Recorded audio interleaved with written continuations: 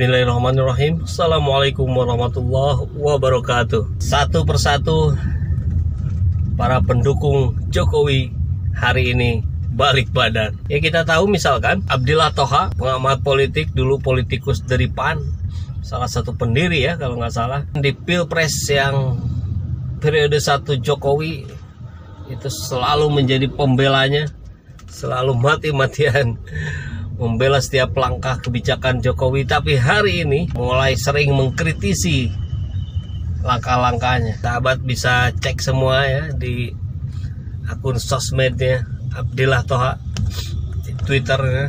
Dan terutama ketika Gibran naik, ketika Gibran menjadi calon wali kota Solo. Kemudian juga ada komedian yang pintar, baik di atas panggung maupun di belakang panggung, Ernest Prakasa, orang jenius yang setiap membuat film itu selalu ramai, selalu banyak penontonnya. Juga sama, menjelang Jokowi naik di periode kedua, beliau sudah mulai gencar mengkritisinya. Ada juga Gus Ahmad Sahal, ini cendekiawan muda dari NU Nahdlatul Ulama yang sekarang tinggalnya di Amerika. Dan dia juga aktif melalui tweet-tweetnya menyampaikan kritikan-kritikan kepada Jokowi. Dan yang paling keras memang yang Gibran ini.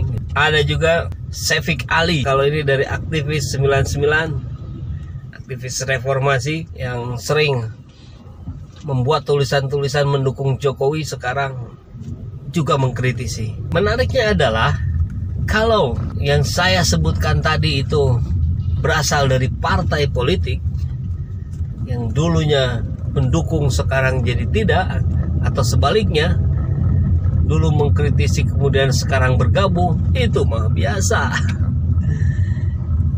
Orang macam Ngabalin itu kan udah nggak aneh gitu. Dulu paling keras mengkritisi Jokowi, kemudian di tengah-tengah berbalik menjadi mati-matian mendukung Jokowi, jadi bempernya Jokowi. Nah itu mah politikus mah begitu. Tapi kalau yang sejak awal berada dalam posisi bukan menjadi bagian dari pemerintahan itu, maka biasanya sih cenderung untuk konsisten. Makanya menjadi layak dibahas ketika ini orang-orang yang di luar partai kok berbalik juga gitu. Nah berarti kan jelas karena kita tahu sebabnya apa. Bangsa ini yang dijanjikan pada saat kampanye politiknya itu kan hampir tidak ada buktinya. Ada, tapi kan berapa persen? Saya kira jauh di bawah apa yang dijanjikan. Terlepas dari adanya pandemi corona ataupun hal-hal yang di luar perhitungan manusia, tapi saya kira kita pun bisa melihat dari bagaimana orang-orang yang ada di pemerintahan itu memproses, menyikapi situasi ini dengan profesional. Coba kita lihat sekarang bagaimana suara-suara dari menteri-menteri di kabinet Jokowi hari ini. Saya kira kok nggak ada kedengaran, hanya 1-2 saja yang muncul, itu pun kontroversial. Macam Nadiem kemarin itu kan, kemana ini para menteri yang lain? Sembunyi kan di rumahnya masing-masing, sudah dipercaya, diberi amanat. Kalau memang merasa tidak sanggup, ini momen yang tepat lah untuk anda para menteri untuk mengundurkan diri. Jangan nunggu di reshuffle lah. Atau sekalian juga kalau mau balik badan aja sekarang, biar nggak ngerecokin pemerintah gitu. Nah saya sih justru mendukung pemerintah ini solid kan. Rakyat ini ingin pemerintah ini solid. Jadi ketika ada menteri-menteri yang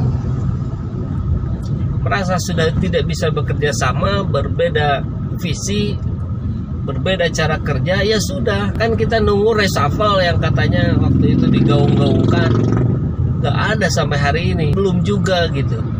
Ya sudah, Anda para menterinya saja yang mundur. Ya kasihan rakyat. Jangan sampai rakyat menjadi bingung dengan tingkah pola pemerintah yang inkonsisten. Bagaimana ini membaca optimisme bangsa ini ke depan? Kalau kemarin Pak Jokowi bilang kita merasa senang dengan prediksi dari dunia bahwa Indonesia akan mengalami tingkat peningkatan pertumbuhan ekonomi yang lebih tinggi dibanding tingkat pertumbuhan ekonomi dunia tahun depan. Sudah saya singgung di video sebelumnya ya, jangan kita bahagia, jangan kita senang dengan prediksi.